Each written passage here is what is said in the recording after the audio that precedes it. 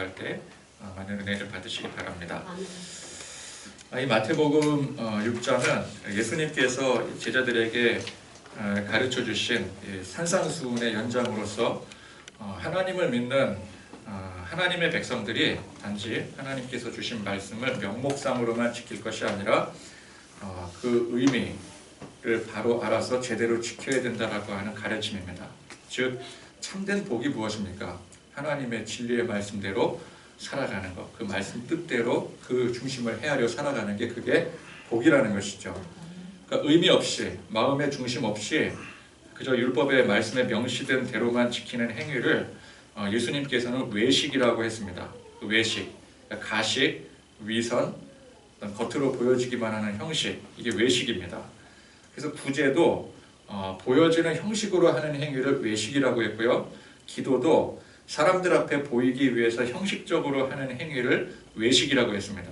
중요한 게 무엇입니까? 보여지는 형식이 중요한 게 아니라 그 중심, 진정한 의미가 중요한 것입니다. 그러니까 구제의 중심, 구제의 진정한 의미가 무엇입니까? 하나님의 사랑 아니겠습니까? 우리가 하나님의 사랑받은 자로, 우리가 하나님 앞에 구제를 받았잖아요.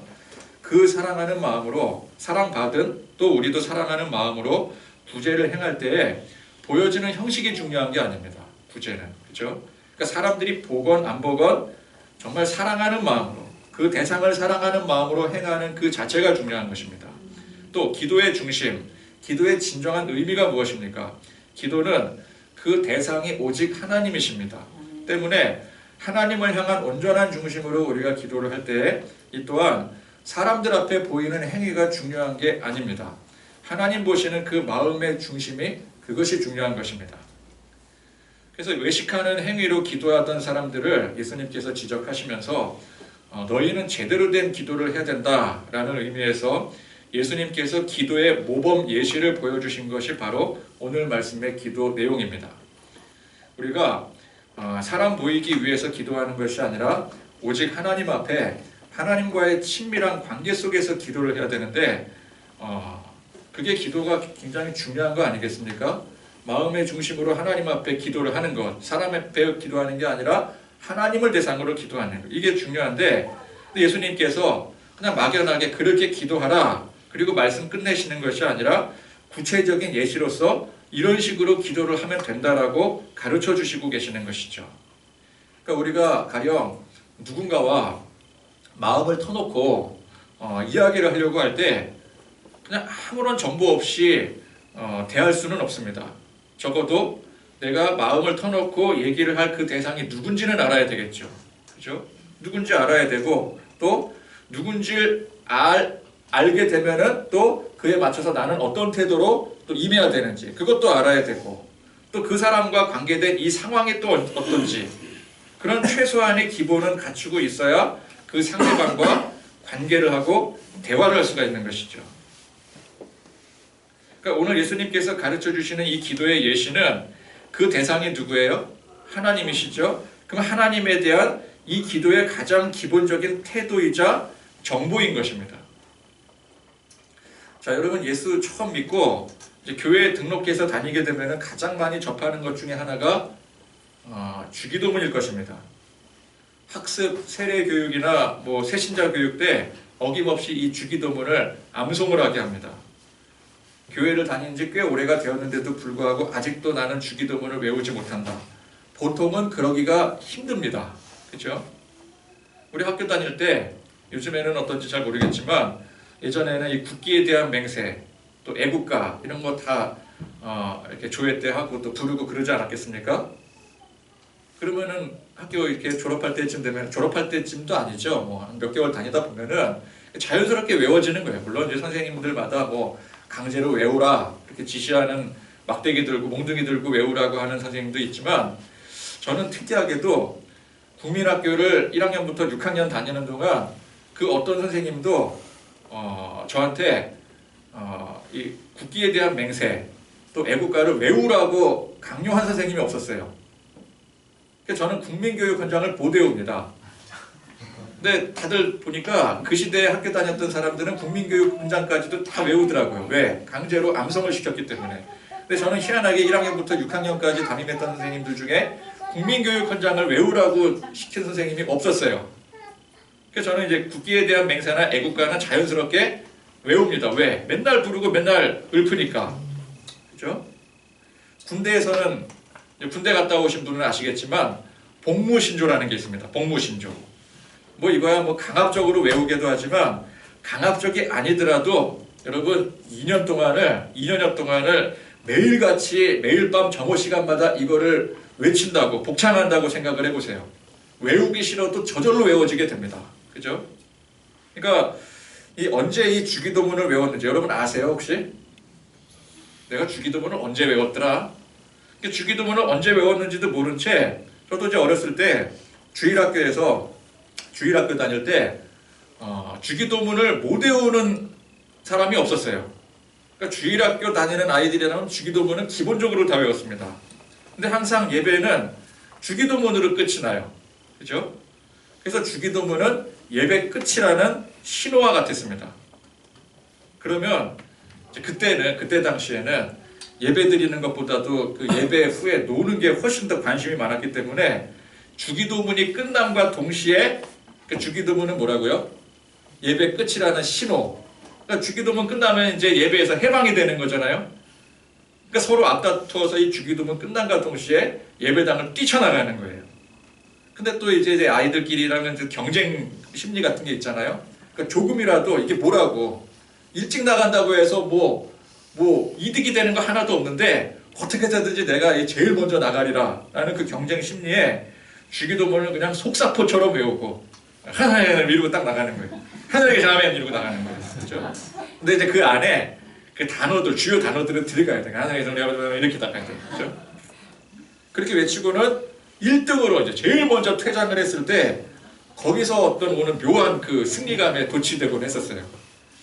자, 그러면 그렇게 속사포처럼 외우는 주기도문에 도대체 무슨 의미가 있겠습니까?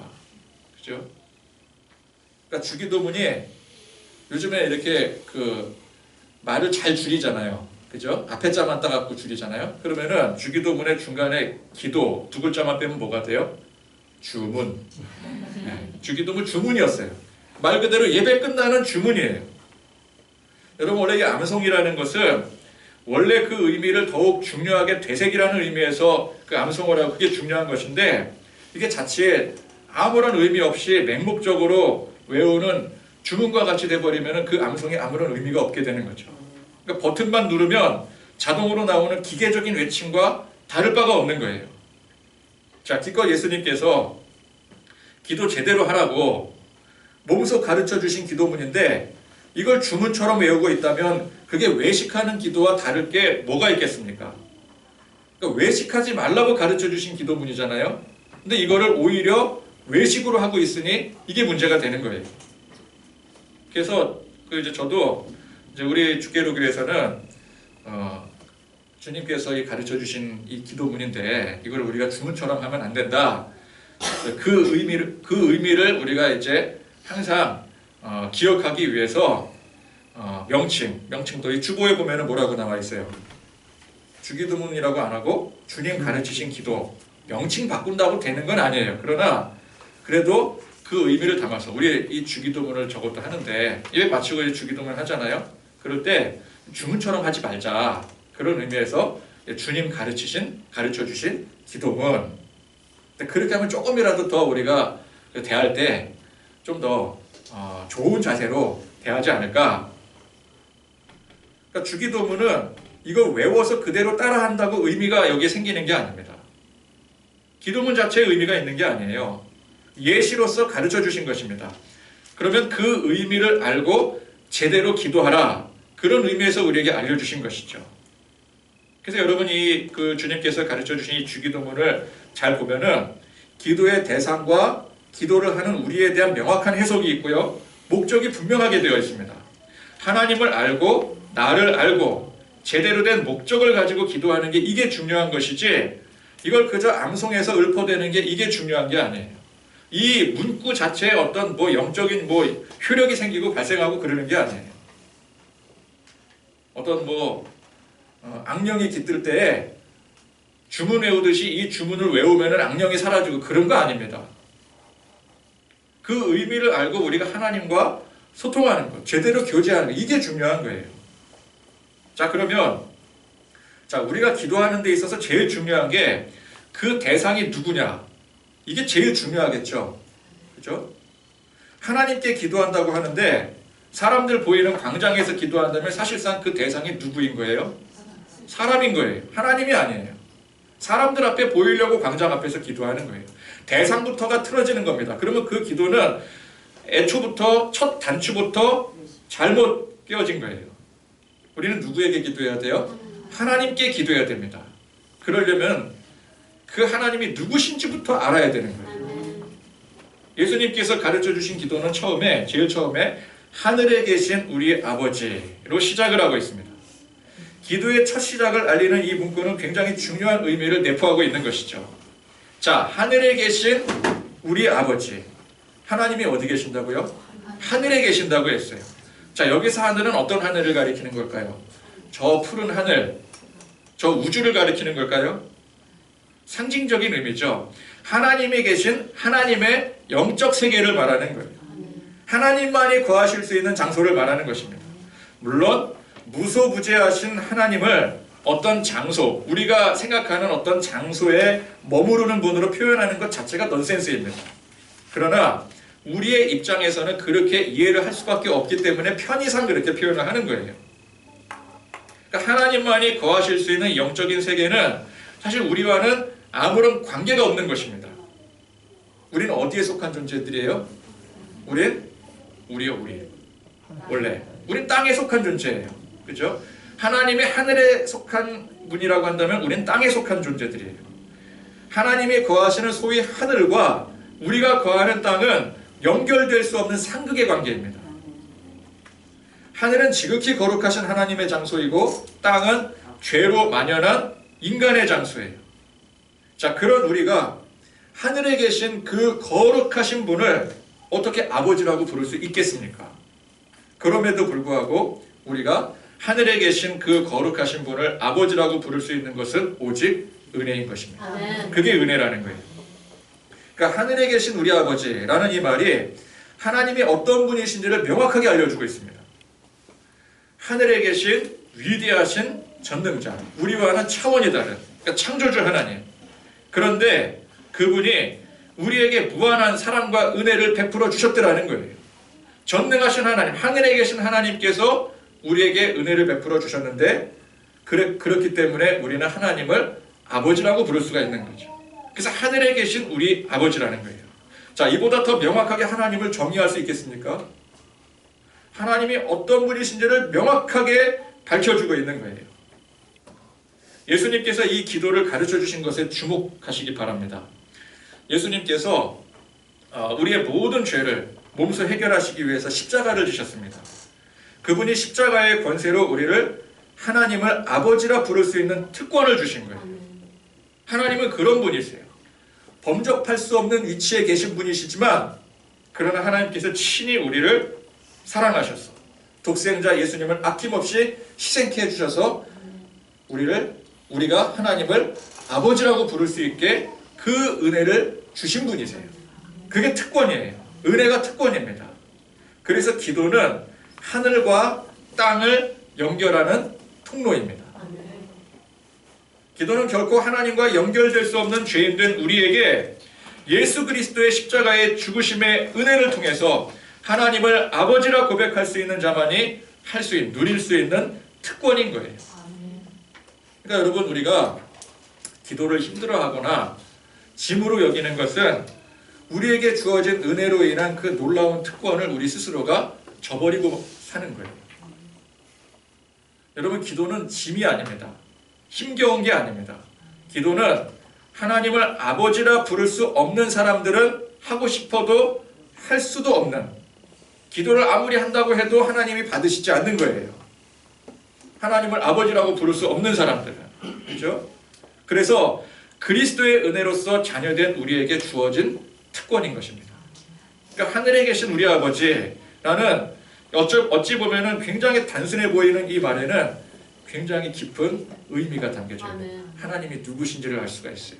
그리고 그 하나님과 우리가 어떤 관계에 있는지가 이 안에 깊이 담겨 있는 것입니다. 아멘. 자, 그 다음에 나라가 임하시오며, 보통 우리 이제 주기도문 외울 때 어떻게 외워요?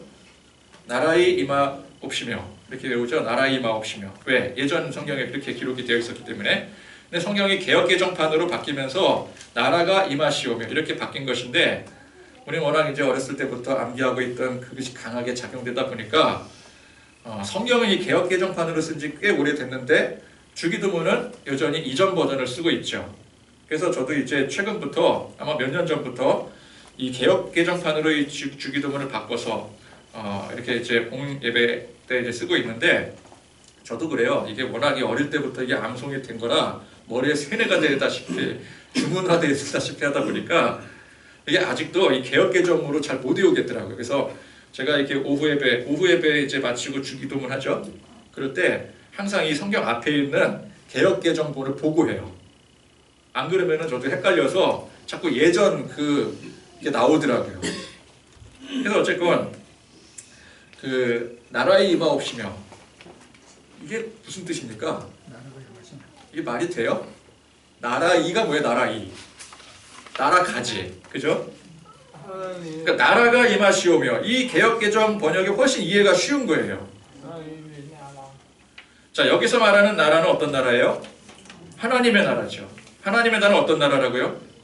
하나님이 계신, 그러니까 하나님의 주권, 하나님의 통치가 영향을 미치는 나라가 하나님의 나라입니다. 그죠? 나라는 그런 개념이잖아요.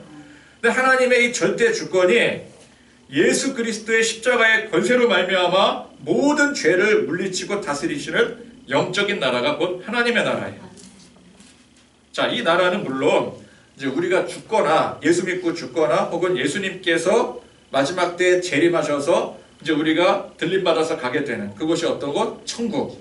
천국을 의미하기도 하지만 이 죄악된 이 세상에 이미 승리하신 예수 그리스도의 능력을 선포하며 하나님의 주권과 하나님의 통치가 임하는 이 땅의 모든 영역을 지칭하는 것입니다. 그러니까 그 하나님의 나라가 저 멀리 하나님만 존재하시는 하늘 위에 있는, 혹은 뭐 우리 마음속에 있는, 마음속에만 임하는 그런 나라가 아니라 지금 우리가, 여러분들이 살고 있는 여러분들의 실제 삶 속에서, 여러분들의 삶의 현장에서 우리가 하나님의 주권을 믿고 선포하며 나아갈 때 우리 앞에 나타나는 현실적인 나라라는 거예요. 이게 하나님의 나라예요. 즉 우리는 죄악이 여전히 만연한 이 시대를 살아가고 있지만 하나님의 이름, 그분의 절대 주권을 들고 여러분들의 세상을 향해 나아갈 때 우리가 밟는 땅이, 우리의 영향 아래에 있는 모든 것들이 하나님의 나라가 되는 것입니다. 아멘. 이게 하나님의 나라예요. 그래서 하나님께 기도하는 우리는 하나님과 나와의 연결된 그 통로 속에서 이 세상에서 하나님의 나라를 경험하게 되는 것입니다. 그래서 예수 믿는 사람들이 이 믿음을 가지고 세상을 향해 나아갈 때 환경의 어려움에 절망하지 않고 좌절하지 않는 거예요. 언제나 기쁨과 감사함으로 살 수 있는 것입니다. 아멘. 왜? 내가 밟는 그 땅이 하나님의 나라이기 때문에. 아멘. 나는 하나님의 나라의 백성이기 때문에. 아멘. 세상의 백성이 아니라 하나님의 백성이기 때문에. 그래서 이 그리스도인들의 영향력을 통해서 세상에 하나님의 나라가 되고 이 땅에 하나님의 나라가 되고 이 땅의 죄인들이 변화되어져야 되는 거예요. 그 영향력을 통해서 사람들이 변화되고 세상이 변화되는 것입니다. 무엇으로요? 하나님의 나라로. 그렇죠? 하나님의 주권과 하나님의 통치가 다스리는 나라로. 계속 이어서 뜻이 하늘에서 이루어진 것 같이 땅에서도 이루어지이다. 자, 이 하나님의 뜻은 하늘에서만 이루어지는 것이 아니라는 거예요. 이미 땅에서도 이루어졌습니다. 아멘. 여러분, 우리는 이 사실을 믿는 거예요. 아멘.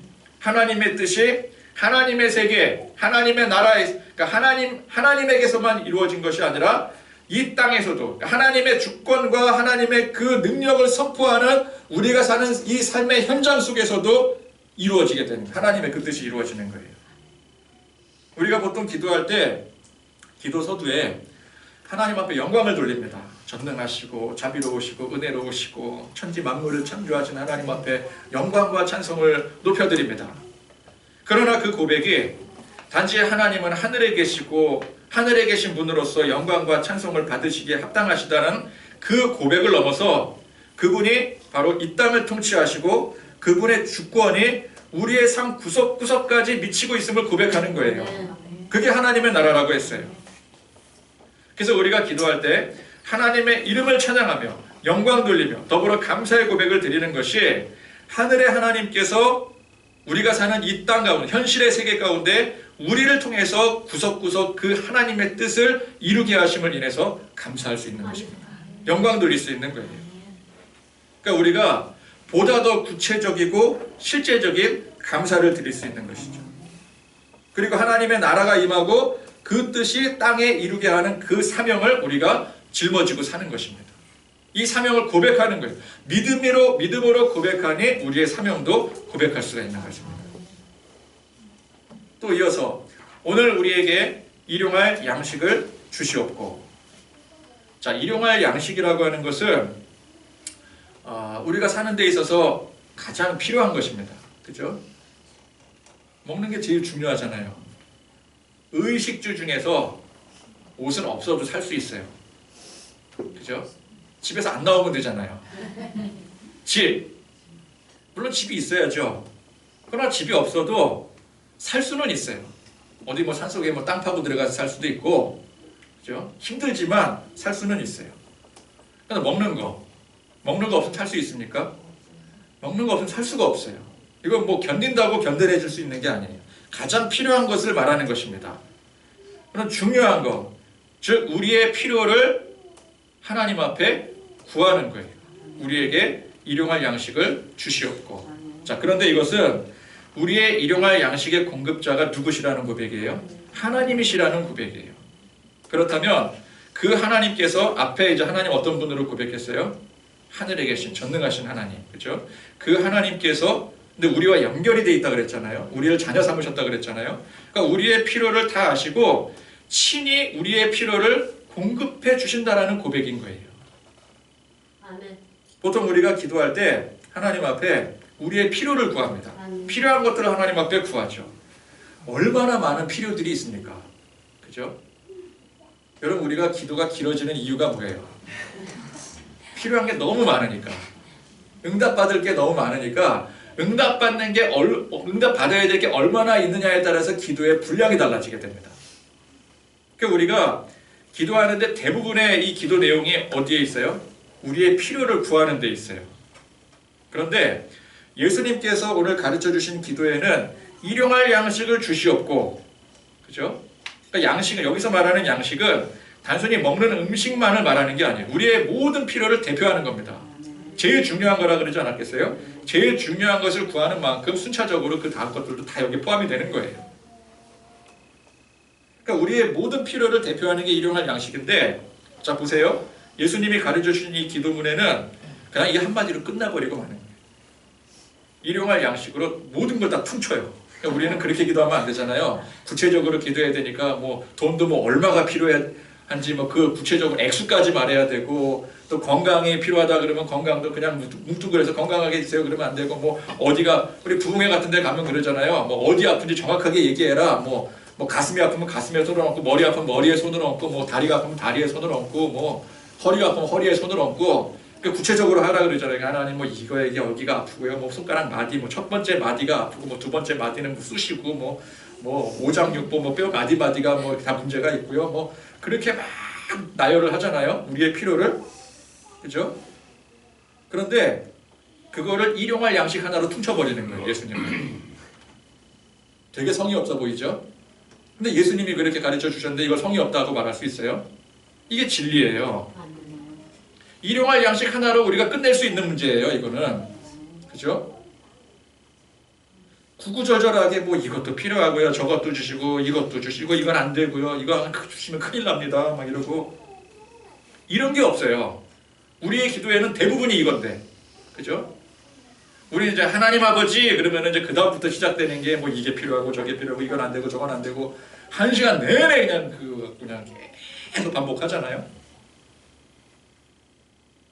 우리의 모든 필요를 하나님께서 친히 공급해 주심을 한마디로 선언하고 깨끗하게 끝내는 거예요. 이게 예수님의 기도예요. 하나님께서 우리의 모든 필요를 다 아시고 친히 공급해 주신다는 확실한 믿음이 있다면, 앞서 하나님 어떤 분이시라 그랬어요? 우리와 연결된 분. 하나님께서 우리에게 무한하신 은혜를 베풀어 주셔서 우리를 자녀 삼으시고, 우리가 하나님 앞에 마땅히 그럴 수가 없는데도 불구하고 하나님을 아버지라고 부를 수 있는 특권을 주신 분이시잖아요. 그분께서 우리의 필요를 다 아시고 우리의 필요를 채워주신다라는 이 믿음으로 고백하는 거예요. 그럴 때 우리는 더 이상 하나님 앞에 구할 게 없습니다. 우리의 필요를 다 맡기면 되는 거예요. 여러분, 맡기는데 뭐 복잡한 절차 필요합니까? 한마디 고백하면 되는 거예요. 하나님, 제 필요 하나님께서 다 아시죠? 알아서 해주세요. 그러면 되지. 거기에 뭐 구구절절 뭐가 더 필요하고, 하나님 뭐 확실하지 않으니까 뭐 문서 가지고 오라, 뭐 A4 용지에다 한 5장 써서 내라, 그렇게 요구하십니까? 뭐 도장 받아 오래요? 어서 증명서 떼오랍니까? 필요한 거? 그런 거 아니잖아요. 한마디면 되는 거예요. 사실 말도 필요 없어요. 믿음으로 고백하면 그걸로 끝나는 거예요. 여러분, 우리는 구차하게 이것저것 얻어내기 위해 사는 존재들이 아닙니다. 하늘의 하나님과 직통으로 연결된 우리가 그럴 필요가 없는 거예요. 우리는 그저 믿고 맡기기만 하면 되는 겁니다. 성도의 기도가 길어야 된다고 하죠. 기도는 오래 해야 돼. 그래서 막 자랑스럽게 얘기하잖아요. 저는 하루에 기도를 5시간씩 합니다. 뭐 이러고. 매일같이 뭐 5시간의 기도를 빼먹은 적이 없습니다. 간증하고. 근데 대부분 기도가 긴 이유가 뭐예요? 구하는 게 많아서. 구할 게 많아서. 뭐 억울하게 하셔야 할 게 많아서. 그것 때문에 기도가 길다라고 한다면 길 필요가 없는 거예요, 사실은. 우리 정말 쓸데없는 시간을 기도로 보내고 있는지도 몰라요. 우리 하나님 앞에 한마디 고백하면 됩니다. 일용할 양식을 주시옵고. 그걸 끝내는 거예요. 왜? 하나님을 믿기 때문에. 하나님이 우리 아버지시기 때문에. 하늘에 계신 우리 아버지시기 때문에. 우리가 우리에게 죄 지은 자를 사하여 준 것 같이 우리 죄를 사하여 주시옵고. 자, 이 구절은 이게 굉장히 좀 논란이 있는 구절입니다. 말이 좀 어려워요. 뭐가 어렵냐? 그냥 문맥상으로 해석할 때는 우리가 누군가의 죄를 용서해 줘야지만 하나님께서 그걸 보시고 그 대가로 우리의 죄를 용서해 주신다는 뜻이 되잖아요. 그러나 죄사함은 우리의 행위로 이루어지는 게 아닙니다. 전적인 하나님의 은혜로 우리가 의를 행하지 않았음에도 불구하고 하나님께서 먼저 용서의 은혜를 베풀어 주신 거예요. 그죠? 그러니까 하나님이 먼저지 우리가 먼저가 아니에요. 그래서 이 말씀은 우리가 죄사함의 은혜를 받은 만큼, 죄사함의 은혜를 이미 받은 거예요. 죄사함의 은혜를 받았으니 우리가 하나님 앞에 기도할 수 있는 거예요. 죄사함의 은혜를 받지 못한 사람은 하나님 앞에 기도할 수가 없어요. 하고 싶은 마음도 안 들겠지만 하려고 해도 기도가 아예 성립이 안 돼요. 관계가 안 되니까. 제일 중요한 게 관계잖아요. 그죠? 그 대상에게 뭔가를 기도를 해야 되는데 그 대상이 기도를 받지 않는다. 그러면 그 기도가 성립이 안 되는 거잖아요. 그러니까 우리는 이미 죄사함의 은혜를 받은 상태인 겁니다. 그 상태이기 때문에 기도할 수 있는 거예요. 그러니까 그 은혜를 받은 만큼 우리도 그 은혜를 전하고 베풀며 살아야 된다는 그 의미를 담고 있는 거예요. 그러니까 이 문맥적으로 해석을 해서 내가 죄 지은 사람을 용서해야지만 하나님이 내 죄를 용서해 주셔, 이게 아니라는 거예요. 이미 우리는 죄 사함을 받았어요. 그러면은 우리는 죄 사함을 받은 하나님의 자녀답게 우리도 다른 사람의 죄를 용서하고 살아야 된다는 뜻이에요.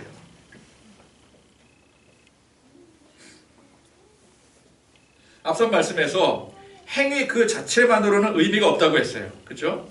행위 자체를 가지고 의미를 따질 거면 그 외식이라고 했어요. 그러나 마음의 중심을 다해서 말씀을 지킬 때 비로소 그 행위도 의미가 있는 것이라고 했습니다.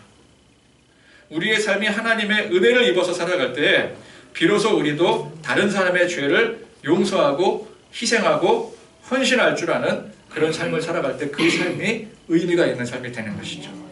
여기서 중요한 핵심이 무엇입니까? 우리가 자꾸 이렇게 뭘 바라고 얻어내는 데서 끝나는 것이 아니라 하나님과 우리와의 관계는 그 은혜의 감격에서부터 시작해서, 그죠? 하나님의 은혜에 감격한 거예요. 우리 하나님 앞에 뭘 자꾸 받아내려고 그 목적을 가지고 기도하는 게 아니라 하나님과의 관계가 아버지와 아들의 관계이기, 자녀와의 관계이기 때문에, 사랑의 관계이기 때문에 그 관계로서 하나님 앞에 기도하는 거예요. 그래서 그 은혜의 감격에서부터 시작해서 우리도 그 은혜를 받은 그 하나님의 사람으로서 세상에 나가서 그 은혜를 전파하고 베푸는 삶이 되어야 된다는 것이죠. 우리도 죄사함을 행하고 살아야 된다는 거예요. 이게 사명입니다. 사명. 그렇죠? 이어서 우리를 시험에 들게 하지 마시옵고 다만 악에서 구하시옵소서. 자, 하나님의 자녀, 우리가 성도로서 세상을 살아가는 것이 만만하지가 않아요. 그렇죠? 악한 영은 호시탐탐 우리를 노립니다.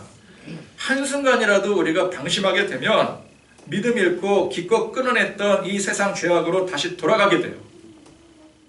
외식을 행하던 이스라엘의 지도자들이 왜 그렇게 외식을 행하는 자들이 되었습니까? 악한 영이 끊임없이 내버려 두질 않기 때문에 그래요. 시험에 들고 악에 빠져들고 말기 때문에 그렇습니다. 그래서 외식하는 자가 되는 거예요. 우리가 전능하신 하나님을 찬양하고 그분께 모든 것을 믿고 맡기고 또 우리에게 주신 사명을 열심히 감당하는 것만큼 중요한 것이 뭐예요? 하나님을 향한 이 마음, 이 신앙의 중심을 잃지 않는 거예요. 아멘. 아무리 열심히 하려고 열심히 나가서 해도 그거 잃어버리는 순간 다 끝나버리고 마는 겁니다. 공든탑이 무너지는 거예요. 아멘. 그럼 이걸 우리 힘으로 감당할 수 있습니까? 감당이 안 돼요. 감당이 안 되니까 다 외식하는 거예요. 그걸 우리가 스스로 자신하면 안 됩니다. 나는 다른 사람처럼 되지 않을 자신이 있어. 이제 막 교회의 어떤 이제 목사님들 더러 막 비판하잖아요. 저런 목사가 어떻게 목사냐? 나는 저렇게 되지 않을 자신 있다. 그렇게 마음 먹는 순간 그 사람도 그렇게 되는 거예요. 그죠? 그러니까 우리는 항상 그런 교만을 경계하며 겸손히 연약함을 시인하며 나가야 돼요. 아멘. 나는 그렇게 대단한 사람이 아니다. 나도 똑같은 사람이다. 오늘 말씀에 이렇게 사람들 앞에 서서 기도하기 좋아하는 그런 사람들 보면서 그냥 이 몹쓸 것들, 이 지도자들이 이 모양이니까 나라가 망하지.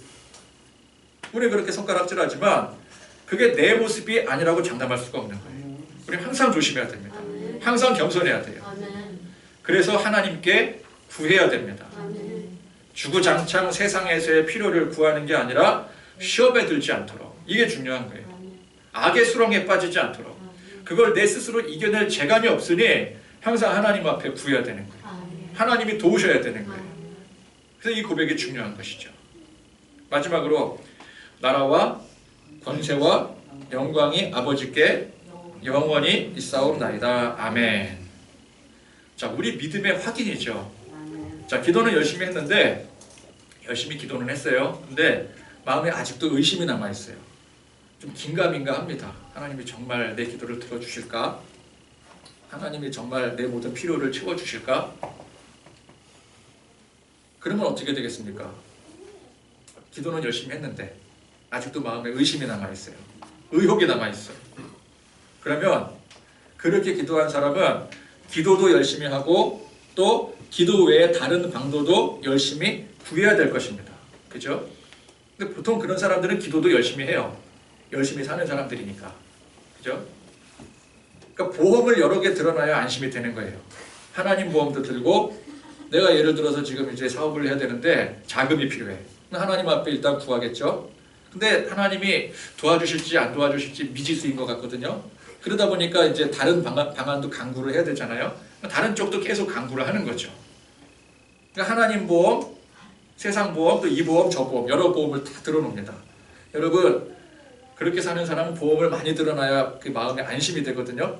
그죠? 그러니까 하나님도 기도하는 것도 하나의 일종의 보험이 되는 거예요. 여러분, 기도는 보험 들듯이 하면 안 돼요. 이것저것 여러 가지 수단을 강구하는 그 중에 하나가 되면 안 돼요. 전적으로 하나님을 신뢰해야 됩니다. 아멘. 하나님과의 이 신뢰관계가 되지 않고서는 제대로 된 기도를 할 수가 없는 거예요. 그러니까 이 마지막 고백은 내가 지금까지 한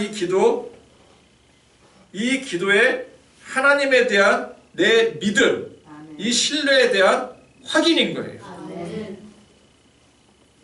그 아멘으로 끝내는 거죠. 아멘이 뭐예요? 동의합니다. Yes. 믿습니다. 이게 아멘이잖아요. 그죠? 말로만 끝내는 게 아니라고요. 이것이 말로만 고백하고 마는 것이 아니라 여러분들의 삶 속에서 그 믿음대로, 아멘했던 그 믿음대로, 그 고백대로 살아야 되는 거예요. 하나님께서 나와 함께 하심을 믿으니 감사함으로 그 어떤 환경 속에서도, 어떤 환난 속에서도 걱정, 근심 모두 하나님 앞에 맡기고 나라와 권세와 영광이 모든 것이 하나님 앞에 영원히 있음을 믿습니다. 아멘. 선언하고 나가는 거예요. 아멘하고 나가는 거예요. 그렇게 실제 여러분들의 삶 속에서 살 수가 있어야 되는 것입니다. 아멘. 그것이 기도의 능력인 것이죠. 기도의 능력이라는 게 기도를 막 우렁차게 하고 막 몇 시간씩 하고 막 금식하고 그래야 기도가 능력 있는 게 아니에요. 기도를 막 유창하게 하고 우리 보통 막 기도를 유창하게 하고 막 발음이 막 굉장히 막 홀리하고 기도할 때 뭐 홀리한 그런 발음 있잖아요. 막 이런 발음. 그럼 막 야 기도를 되게 영성 있게 한다. 저분은 참 기도의 영성이 깊으신 사람이다. 기도의 능력이 있는 사람이다 그러는데 여러분 기도의 능력은 그 사람이 기도하는 그 순간에 있는 게 아니라 그 삶을 믿음대로 실천하는 그 삶 속에 있는 거예요. 아멘. 우린 그렇게 살아야 됩니다. 말씀을 정리합니다. 기도는 자 오늘 주님께서 가르쳐 주신 이 기도는 단순한 주문이 아닙니다. 우리가 하나님 앞에 기도할 중요한 핵심으로서의 예시입니다. 기도의 대상이 되는 하나님이 누구신지 그 하나님과 나와의 관계가 어떤 것인지 명확하게 나타나 있습니다. 하늘에 계신 하나님을 우리가 그 어떤 자격으로 아버지라고 부를 수 있고 구할 수 있겠습니까? 전능하신 하나님께서 무한하신 은혜를 내게 베풀어 주셨으니 가능한 일이라는 거예요. 아멘. 그러므로 기도는 내가 주체가 되면 안 됩니다. 내가 원하고 바라는 바를 구해서 얻어내는 통로가 아닙니다. 보통 많은 사람들이 기도를 그렇게 착각을 하고 있어요. 내가 구하고자 하는 거, 원하고자 하는 거를 열심히 하나님 앞에 기도하다 보면은 지성이면 감천이라고 이게 뭐 기독교뿐만 아니라 모든 사상이 다 그렇잖아요. 열심히 한 만큼 보응을 받는다. 응답을 받는다. 그런 태도로 그렇게 기도하는 거는 내가 주체가 되는 거예요. 왜? 내 열심이잖아요. 내 노력이잖아요. 내 노력, 내 열심으로 어떤 전능자, 그게 하나님이면 하나님, 아니면 어떤 다른 신을 섬긴다면 다른 신, 조상신을 섬긴다면 조상신, 감복을 시키는 거예요. 누가 주체가 되세요? 내가 주체가 돼서 내 노력이 주체가 되는 거예요. 내가 얼만큼 노력을 하느냐에 따라서 달라지게 되는 거죠. 내가 노력을 많이 하면 그만큼 많은 복을 받게 될 것이고 노력을 덜 하면은 복을 적게 받을 것이고. 그러니까 사람들이 어떻게 해요? 지성을 다하는 거예요. 지성을 다하는 거. 어떤 행위에? 기도의 행위에. 그죠? 그 행위 자체에 지성을 다하는 거죠. 근데 그런 게 기도가 아닙니다. 하나님이 주체가 되어서 하나님의 그 놀라우신 은혜로 인해 연결된 관계로 하나님의 음성을 듣고 하나님과 깊이 교제하는 게 이게 기도라는 거예요. 아멘. 그 영광의 하나님의 나라가 이미 내 안에, 우리 안에 임하고 있는 것입니다. 아멘. 그런 하나님 앞에 우리가 뭘 더 구할 게 있겠어요? 이미 다 주신 거예요. 아멘. 그죠? 그리고 알아서 주실 거예요. 근데 우리가 걱정, 근심하며 살아가겠습니까? 하나님 앞에 그 믿음을 고백하며 살아간다면, 그죠? 구할 것은 하나님께 다 맡기고 우리는 그저 하나님을 찬양하고 경배하며 기뻐하는 거예요. 하나님이 누구신지를 고백하고 그 하나님과의 관계 속에서 감사하고 영광 돌리고 그리고 내용 대부분 보니까 사명에 대한 내용이에요. 그죠? 하늘에서 이루어지는 그 뜻이 땅에서도 이루어지게 하는 거. 하나님께서 이루게 하시지만 누굴 통해 이루게 하셔요? 바로 나를 통해서 이루게 하시는 거예요. 내가 통로잖아요. 하늘과 땅을 연결하는 통로가 기도잖아요. 그 기도에 연결된 통로로 즉 내가 매개체가 되어서 하나님의 그 뜻을 땅에 이루는 거예요. 그게 사명이죠. 다른 게 사명이겠습니까? 그러니까 사명, 하나님께서 주신 사명을 다시 확인하고 아멘. 진리를 확인하고, 그죠? 그렇게 기쁨으로 감격으로 고백해 나가는 거예요. 뭔가 목적이 있어가지고 뭘 얻기 위해서 내 어떤 열심을 다해 지성이면 감천이라고 나가는 것이 아니라. 그래서 예수님께서 가르쳐주신 이 기도문에는 하나님이 누구신지 또 내가 누군지 그 관계가 어떤지 목적이 무엇인지 명확하게 나타나 있는 겁니다.